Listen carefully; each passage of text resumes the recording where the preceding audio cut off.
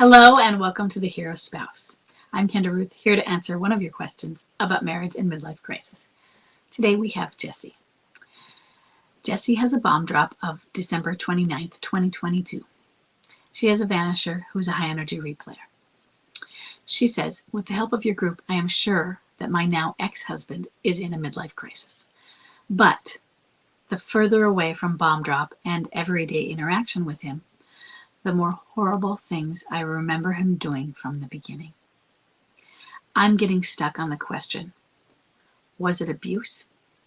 And if it was, 15 years of abuse, sorry, it was a 2009 marriage, I think I forgot to say that. If it was 15 years of abuse, how do you deal with the lack of vindication? So, think about that word, vindication. Vindication is the act of clearing someone from blame or suspicion, or proof that someone was right or justified in their actions. So who are you looking for vindication from? Are you looking for vindication, basically from family, his family or your family? Are you looking for it from friends? When you say vindication, and I say that because vindication seems like not the exact word that I would use. Is it blame, fault? Has he painted you? Now, and is it because you say abuse? Further away, the horrible things I remember from the beginning, I'm stuck on it. Was it abuse? And are you looking at him as having been a narcissist, perhaps? That sort of thing. Has he painted you as the bad guy? And are the people in your life, and your plural, his and your, his life and your life that you had together. So either his family and circle, or the friends you had together, or even your family. Has it succeeded? Did he succeed in telling the story, getting to them first and telling the story? Because one of the things I say is that the person who gets to the story first often is the one who is believed by the people who hear it. So did he get that? And so now do they think that you were the bad guy in this? And are you now dealing with those people, whoever they are, thinking that you were the bad one, either was it in the marriage or that you did certain sins? And how do you deal with not being believed, or people just thinking that? Do you want to feel like you have to go in and tell them off?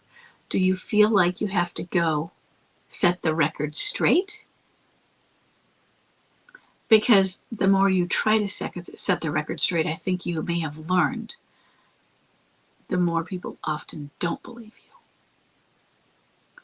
The more you double down on something, how it's not true, the oftentimes less credible you've seem. So how do you deal with the lack of vindication? You let it play out. If he really is an abuser, if he's a narcissist and an abuser, or just an abuser, if he really is those things, it is going to start to come through with more and more and more time. And if it doesn't, because he goes away and they never see it, then you have to hold your head high anyway. And do you have to go somewhere else to live your life? That part sucks, doesn't it? And the worst part is, depending on how small is your circle. In other words, is he a public figure? So if he's the state senator, even if he's the hated state senator, it could still ruin your life. Even if Ted Cruz, they say, even those who, even the Republicans hate him, they say, but it still ruin your life, couldn't it? Because it's so big, that circle. So how big is that circle of influence out there? And it might just be in your town. But if that's a town that you moved to, or is it your hometown? It might be so infected. How infected is it? Only you know. I have no idea. Or is it somewhere where you can hold your head high and say, you know what? It's going to be pretty clear what happened. Or did it get so infected,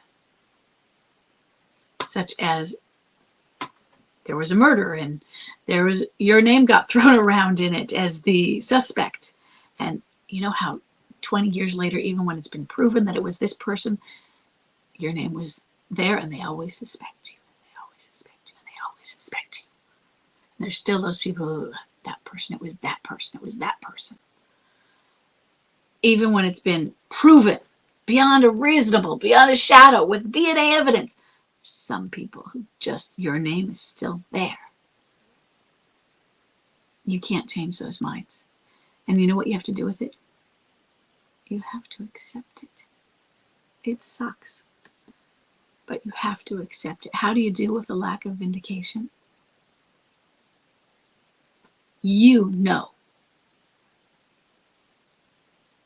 You go on. You hold your head up high. And you, even when you don't have the reciprocity from those people, you still give it. You still treat them with it. Because the hope, and sometimes hope springs eternal, and eternal is way out there in the future, and it's so far out there that maybe it's probably after our death. I don't know. But hope springs that someday we will get that reciprocity back. We will get it back. That give radical acceptance, compassion, and empathy. We give it, and we give it, and we give it. You go out there and you hold your head high and you give the grace. Because not all, you're giving a really good thing here, because not all of the MLC marriages are great marriages. Many of us discover we didn't have great marriages, but we have marriages that are still salvageable, and they can become good, great. I never had one of those marriages that was the envy of everybody, or no one is ever did or ever will call Chuck and I the perfect couple. It's just not going to happen. Never. We're never that couple. I mean, we're not the couple who go out and socialize with people and hang out with people. Anyway, we're homebodies, all of that. And he has a serious anxiety disorder. He's a big grumpy grouch. I married the grumpy grouch. So we've never looked perfect. But you're looking back on it and seeing flaws inside. And now you're seeing all of these different patterns.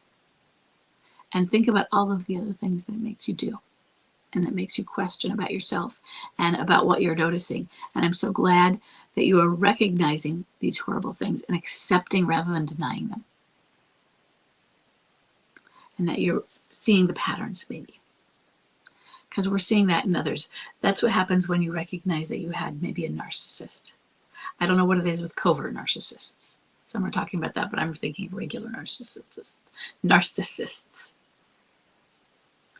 Because you're getting stuck on the question, was it abuse? It could have been abuse. Could have been emotional abuse.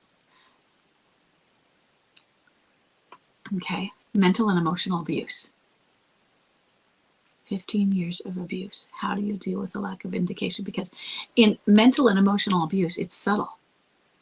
And what is abuse with one person isn't abuse with another. And what I mean by that is, I mean, he can say and do things with you, that exact thing, it's targeted towards you, because he learns that this is what bothers you. And so he does it to you. Whereas if he said that exact thing to me, that wouldn't have bothered me. So it wouldn't have been abuse. In fact, had I been his wife, he would have figured out something that would target different, and he would have used a different tactic to target me. He would have still been abusive, but he would have learned something about me. and then targeted me in a different way. So that if you had friends over, they might not notice.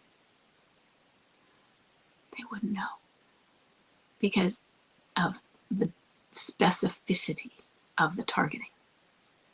Okay. Was it abuse? That's why it's so hard. That's why when it's mental, and there's certain mental and emotional abuse that it could be obvious. What are you, stupid? That kind of thing. But other things where we just don't realize it, and it takes us a while. And then we think about it. And sometimes they don't know they're doing it either. And that's why it's so subtle. Okay? So first, give yourself some forgiveness for not having recognized it either. But how do you deal with the lack of vindication? You hold your head up high. You can't make other people see the light, especially if the light was so hard to see. Okay? You know it. And if it becomes more clear, they will eventually see it if he begins more obvious about it. Okay? And you're going to be grace. Maybe if it was subtle enough, they may not see it in his behaviors, but they will also not see what he describes you. They won't see that to be true in you either. Okay? So they might doubt what he says about you. Okay? Just have faith in who you are rather than who he says you are. Okay. I hope this is helpful. And I will see everybody in the next question.